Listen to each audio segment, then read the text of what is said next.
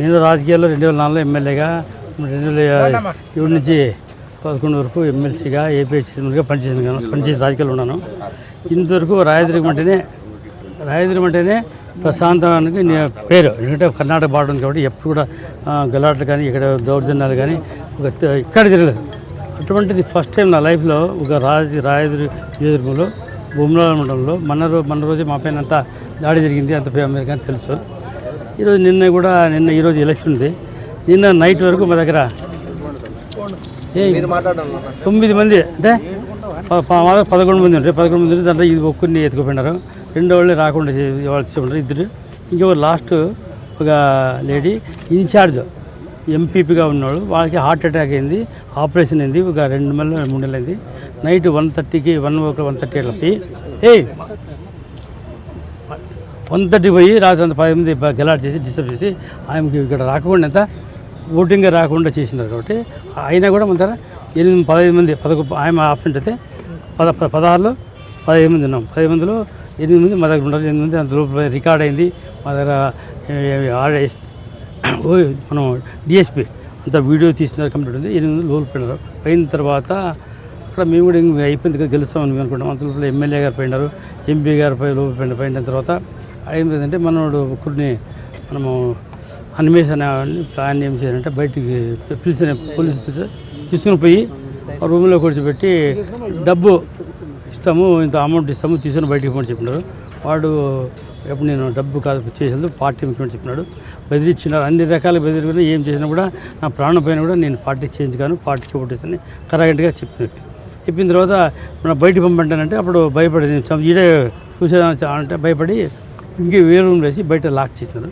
Lock చేసిన తర్వాత ఏమైందంటే మనోళ్ళు వెయిట్ చేసిన ఏమైంది ఎక్కడ అంటే నీళ్ళు తాకపోయినాడు, ఎవడు బయటికి పోయినాడు మాకేం తెలుసు, మాకు క్యాండిడేట్ ఎక్కడ పోయినంటే మాకు తెలీదు, బయట వస్తూ నీళ్ళు తాకపోయినాడు వస్తానని చెప్పినారు ఆఫీసర్లు.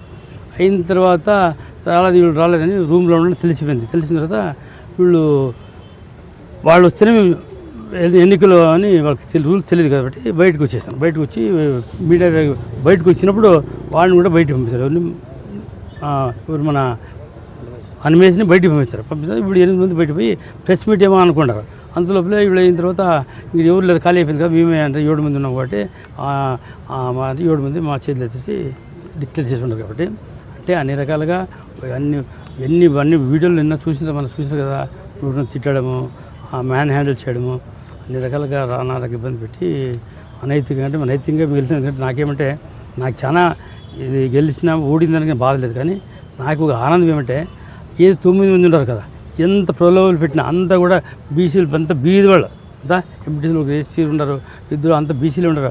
అయినా కూడా వాళ్ళు డబ్బుగా ఆశపెట్టుకోకుండా, వాళ్ళ ప్రలోభాలకు భయపడకుండా, వాళ్ళు ఒత్తిడికి వెళ్ళకుండా మా వెంట ఉండరు. కాబట్టి 9 మంది కాబట్టి నాకు చాలా సంతోషం. ఎందుకంటే ఇటువంటి కార్యకర్తలు మాకుంటే ఏం పని చేసాము కాదు. కాబట్టి మీరు ఇప్పుడు గెలవచ్చు. కానీ నైతికంగా మీ భూమనాల మండలంలో ఏముంది కదా, ఇవి చేసే అరాచకాలకి తప్పుకోకుండా రేపు ఈరోజు అయితే 5,000 మెజార్టీ వాళ్ళు వచ్చింది కదా, తప్పుకోకుండా మాకు 10,000 మెజార్టీ భూమిలో ఉండదు ఖచ్చితంగా వస్తుంది. ఎందుకంటే ప్రతి ఒక్కరు విసిగిపోయినారు. ప్రతి ఒక్కొక్క ఎంపీటీ ఫోన్ చేసి అది ఆ మాటలంటే వాళ్ళగారు ఆ మాట భయపడుతున్నారు.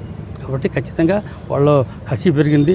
ఏదో రకంగా మనం గెలవాలని ఉంటుంది. కాబట్టి ఖచ్చితంగా మా విజయం ఉంటుంది. ఇష్టం టెంపరీ ఎంత 3 నెలలు 4 నెలలు ఉంది ఎలక్షన్. కాబట్టి 4 నెలల కోసం కష్టపడ్డాం. కాబట్టి మనం కూడా పార్టీ కోసం కష్టపడుతున్నాం. మనతో చాలా సంతోషంగా ఉంది. ఇప్పుడు అధికారులు కలిసినారు కదా సార్, ఏం చెప్తారు? అధికారులు మీకు తెలుసు కదా, జేసీ గారు వస్తామంటే ఆడిపోతే బంగ్లా పోతే ఇక్కడ రమ్మంటారు, అక్కడ లేదు ఇక్కడ లేదు. ఇప్పుడు డిఆర్ఓకి ఇచ్చేసాం. అది లెటర్స్ ఉండరు. సరే పై అధికారులు పంపిస్తామంటారు. అంతే వాళ్ళు ఇంకేం చెప్తారు అంతే వాళ్ళు ఏం ఇచ్చారు.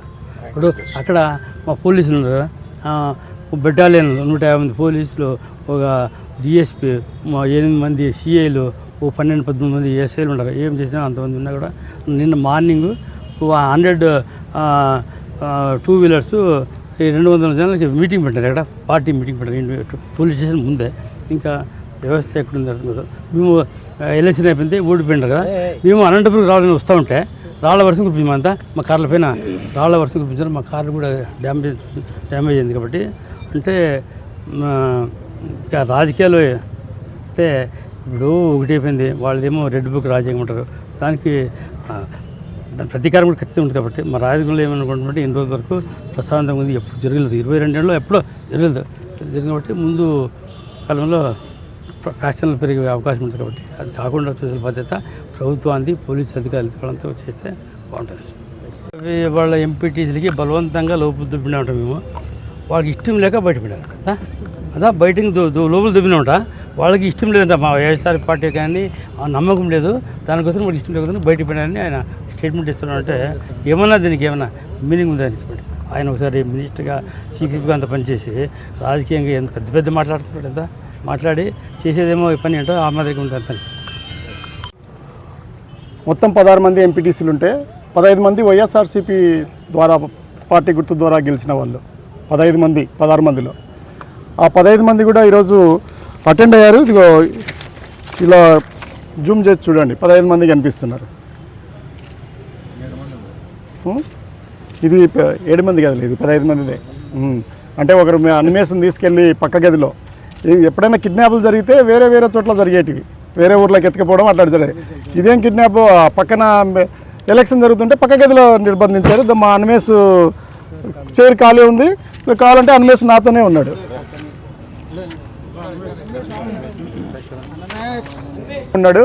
మొత్తము 8 మంది మాతోనే ఉన్నారు. 15 మందిలో 8 మంది మాతో ఉంటే 7 మంది చేతులు ఎత్తుకొని ఎట్లా గెలుస్తారండి? ఇదేం ప్రజాస్వామ్యము?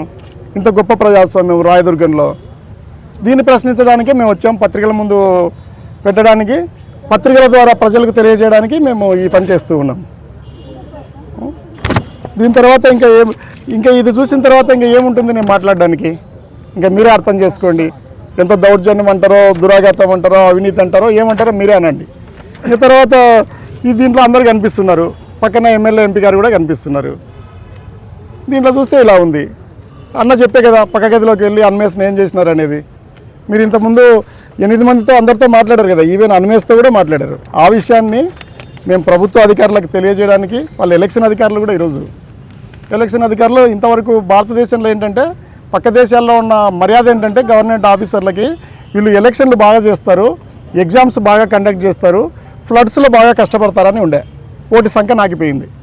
వీళ్ళు భారతదేశంలో ఈ సంవత్సరం మాత్రం ఎలక్షన్లు ఎక్కడైనా కానీ కూడా, అది ఏ ఊరి ఎలక్షన్ అయినా ఆంధ్రప్రదేశ్లో చెత్తగా చేస్తున్నారు.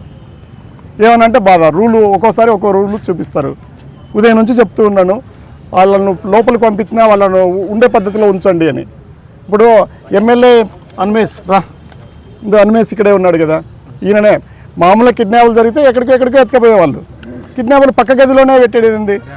అది మరి పోలీసులు మళ్ళీ ఎంతమంది చెప్పిరి, 150 మంది చెప్పిరి, డిఎస్పీలు చెప్పిరి, సిఐలు చెప్పిరి. ఆయన డిఎస్పీని కూడా తిట్టాడంట, నీకేం పని ఇక్కడ లోపల అని. ఏం చెప్పాలి? ఇంకా మళ్ళీ పేరెత్తడం కూడా నాకు ఇష్టం లేదు. మరి ఏం చేద్దాం, అంత అధ్వానంగా పనిచేస్తుంటే. అది నేను చెప్పదలుచుకుంది. ప్రజలకు మాకెటు అది లేదు, ఏదో 3 నెలలకు 4 నెలలకు వచ్చే ఇబ్బంది కూడా లేదు, ఏం జరగదు దానివల్ల. కానీ మీ మర్యాద బట్టలు ఉడదీసి పెడుతున్నారు చూడండి ప్రజలు, పత్రికలు, అది గుర్తుపెట్టుకోండి. అయినా దీంతో ఇంకేముంది, ఇంకా అయిపోయింది కదా అని ఇంటికి పోతాం అనుకోవద్దు. మళ్ళీ దీని తర్వాత వీళ్ళు ఏం చేయకపోతే వీళ్ళ మీద పోయేదే. ఎలక్షన్ కమిషన్కి కూడా పెడతాం, కోర్టులకు కూడా వెళ్తాం. వదిలిపెట్టడం అయితే వదిలిపెట్టేది ఉండదు. ఎందుకంటే ఇంత అన్యాయం కదా. మా పార్టీ ద్వారా గెలిచిన వాళ్ళను, మా పక్కన నిలవాల్సిన వాళ్ళని, అయినా చూడండి ఎంత పేదవాళ్ళు నిలబడుతున్నారో పార్టీకి. నేను రాష్ట్ర వ్యాప్తంగా తెలియజేసేది ఏంటంటే పార్టీ కోసం ఎవరు నిలబడుతున్నారనేది చూడండి. ఎవరు నిలబడుతున్నారు? కళ్యాణదుర్గంలో ఎవరు నిలబడినారు, రాయదుర్గంలో ఎవరు నిలబడినారు, రామగిరిలో ఎవరు నిలబడుతున్నారనేది చూడండి ఈ కష్టాల కాలంలో కూడా. అందువల్ల రాబోయే రోజుల్లో మేము మా మీద మళ్ళీ ఒత్తిడి పెడుతుంది, ఎంత మంచిగా ఉన్నా అని కూడా. ఇందాక కూడా పొద్దున కూడా చెప్తున్నారు, అరే కాలువ శ్రీనివాసులు కూడా ఇంత దౌర్జన్యంగా బిహేవ్ చేస్తాడా అని చెప్తున్నారు. రేపు మళ్ళీ ఎవరినైనా మళ్ళీ ఇదే పద్ధతే కదా, మేము గెలిచి వచ్చినాక కూడా మమ్మల్ని ఊరికి ఉండనిస్తారా మా వాళ్ళు? అప్పుడు ఏం చేసినామన్నా వాళ్ళు ఈ పని చేసినప్పుడు అని అడుగుతారు కదా. ఇంక ఇట్లనే ఉంటుంది పరిస్థితి. అందువల్ల ఇంకా ఉన్న 3-4 నెలలు 4 నెలలను తగ్గించుకోండి. వచ్చే లోకల్ బాడీస్లో జరుగుతున్నాయి, దానికన్నా కొంచెం మర్యాదగా మట్టసంగా పనిచేస్తారేమో అని ఆశిస్తున్నాం. మీరు నిజంగానే ఎంపీటీసీల్లో మీ అభివృద్ధిని చూసో ఇంకోటి చూసో అంత ఆకర్షితుని అవుతుంటే అది వేరే విషయం. ఎట్లా వీలవుతుంది? అది అట్లా ఇలా చేస్తూ ఉంటే ఎలా వీలవుతుంది? 15 మందిలో 8 మంది మీ ముందే పెడుతుంటే వాళ్ళు ఎట్లా గెలుస్తారా? చేతులు ఎత్తిన వాళ్ళు చూపించినాం కదా, ఇంకా వాళ్ళు ఏం లెక్కలు చెప్తారో వాళ్ళు రేపు మళ్ళీ మేము పెట్టినాక వాళ్ళు ప్రెస్ మీట్ పెడతారు కదా, రేపు వాళ్ళ ప్రెస్ మీట్లో తెలుసుకుంటాం అంతే. ఇంకా వేరే పనే ఉంది. ఇంకా ఓకే, థ్యాంక్ యూ. బొమ్మనాల్ మండలాధ్యక్ష ఎన్నిక అనేది ఒక చీకటి రోజుగా మనము భావించవచ్చు. ఇది ఒక అప్రజాస్వామికం, అనాగరికమైన, అనైతికమైన ఎలక్షన్ను ఈ కూటమి ప్రభుత్వం జరిపిందనటంలో ఎలాంటి సందేహం లేదు. చంద్రబాబు నాయుడు ఆయన ఎలక్షన్ కమిషన్ అవతారం కూడా ఆయననే ఎత్తినారు. అందులో భాగంగానే ఈరోజు 15 మంది వైఎస్ఆర్ కాంగ్రెస్ పార్టీ జగన్మోహన్ రెడ్డి గారి మీద విశ్వాసంతో బొమ్మనాల్ మండలంలో మండలాధ్యక్ష ఎన్నిక జరిగితే 16లో 15 మంది వైఎస్ఆర్ కాంగ్రెస్ పార్టీ తరఫున ఎన్నిక కావడం జరిగింది. దాంట్లో దూరి అనైతికంగా వాళ్ళు అత్యంత జుగుప్సాకరమైన ఎలక్షన్ జరిపి ఎంపీ గారు ఎమ్మెల్యే గారు వాళ్ళ సమక్షంలోనే ఈ ఎలక్షన్ని జరిపి అనిమేష్ అనే మా ఎంపీటీసీని కన్ఫైన్ చేసి బంధించి మాకు 8 మంది అక్కడికి పోయినప్పుడు కూడా 8 మంది అభ్యర్థులు ఉన్నారు. దాంట్లో వారిని కన్ఫైన్ బంధించి వాళ్ళు 7 మందితోనే డిక్లేర్ చేసుకుని మేము గెలిచినామని ఒక తప్పుడు వార్తను బయటికి పంపి రావడం జరిగింది. అదేవిధంగా అత్యంత సౌమ్యుడు చట్టబద్ధంగా ముందుకు పోయే వ్యక్తి మా మెట్టు గోవిందరెడ్డి గారి కారు మీద కూడా దాడులు చేయడం ధ్వంసం చేయడం కూడా చూసినాము. ఉత్తరోత్తర ఎప్పుడు ఎలక్షన్ జరిపినా ఇప్పటి నుంచైనా ఎలక్షన్ కమిషన్ అనేది పారదర్శకంగా పనిచేయాలా, ఇద్దరికీ న్యాయమైన ఎలక్షన్ జరపాలా. ఖచ్చితంగా 2029లో ఎలక్షన్ ఎప్పుడు జరిగినా కూడా వైఎస్ఆర్ కాంగ్రెస్ పార్టీ అధికారంలోకి వస్తుంది. దాన్ని ఆఫీసర్లందరూ కూడా పెట్టుకోవాలి. పోలీస్ వ్యవస్థ కానీ రెవెన్యూ వ్యవస్థ కానీ గుర్తుపెట్టుకోవాలి ముఖ్యంగాని ఈ సందర్భంగా తెలియజేస్తున్నాను. ఖచ్చితంగా ఈ ఎన్నికను రద్దయ్యేంత వరకు మేము న్యాయ పోరాటం చేస్తాం. మళ్ళా మా అభ్యర్థిని మండలాధ్యక్షుడిని చేసుకునే విధంగా మేము ముందుకు పోతామని సందర్భంగా తెలియజేస్తున్నాం.